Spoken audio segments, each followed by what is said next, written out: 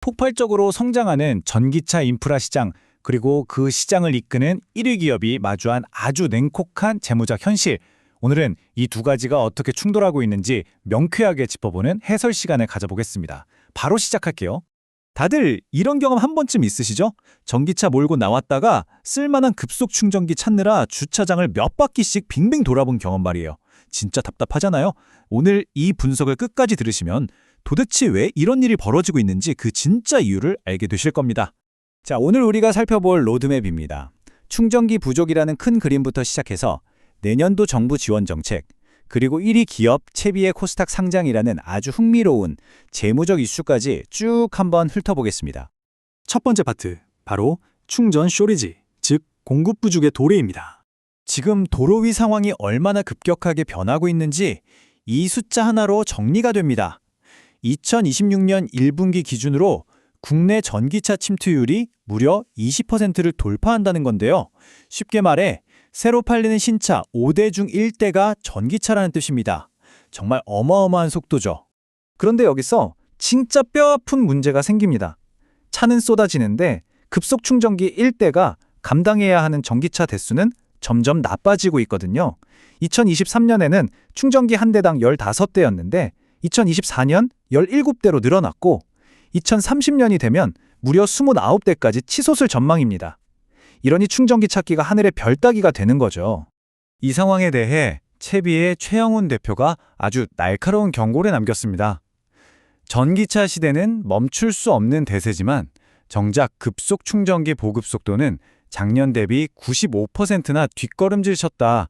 이제 오너들은 심각한 공급 부족에 직면할 거다라고요. 우리가 겪는 불편함이 기분 탓이 아니라 이렇게 명백한 팩트였던 겁니다. 두 번째 파트, 2025년 정부의 인프라 지원 정책입니다. 상황이 이렇다 보니 결국 정부가 발벗고 나섰습니다. 무려 6,187억 원. 이게 내년도 전기차 충전시설 설치를 위해 정부가 배정한 예산입니다. 작년보다 자그마치 43%나 껑충 뛴 금액이에요. 국가 차원에서도 지금의 이 충전기 부족 사태를 얼마나 심각하게 보고 있는지 딱 감이 오시죠? 물론 이 막대한 돈을 그냥 막 뿌리는 건 아닙니다. 수요가 폭발하는 도심 밀집 지역에 급속 충전기를 까는 걸 최우선으로 하고요. 고장난 채로 방치되는 충전기들, 진짜 화나잖아요? 그래서 유지보수 의무를 대폭 강화했습니다. 관리 똑바로 안 하면 보조금도 끊어버리겠다는 거죠. 게다가 로밍 서비스나 요금 체계까지 아주 꼼꼼하게 손보겠다고 하네요. 세 번째 파트, 급속 충전 시장의 선도 기업 채비입니다. 자, 그럼 민간 시장에서는 누가 어떻게 움직이고 있을까요? 본격적인 이야기에 앞서 CPO라는 용어 하나만 짚고 넘어갈게요. 쉽게 말해 충전기 기계를 만드는 것부터 설치, 통신망 운영, 그리고 우리 같은 소비자들 서비스까지 전기차 충전의 처음과 끝을 다 책임지는 기업이라고 보시면 됩니다. 채비가 바로 이 CPO 기업이죠. 이 채비라는 기업의 규모가 어느 정도냐면요. 무려 5,900여 대의 급속 충전기를 직접 소유하고 관리하고 있습니다. 국내 민간 급속 충전 시장에서 압도적인 1위죠. 사실상 이 시장을 꽉 잡고 있다고 봐도 무방합니다. 그런데 이 회사가 진짜 똑똑한 건 바로 기가 막힌 입지 전략입니다. 전체 충전기의 92%를 우리가 눈으로 찾기 쉬운 지상 1층에다 깔아놨어요. 게다가 71%는 경찰서나 구청 같은 든든한 관급 부지에 있죠. 여기다 테슬라 오너들까지 싹 다 흡수하려고 NACS 호환성까지 아주 발빠르게 도입했습니다. 고객이 알아서 찾아올 수밖에 없는 판을 짠 겁니다. 네 번째 파트, 폭발적인 성장 이면에 차가운 재무 현실입니다. 겉보기엔 정말 잘 나가는 것 같은데 속사정은 과연 어떨까요? 이 지표들을 보시면 현실이 확 와닿으실 겁니다.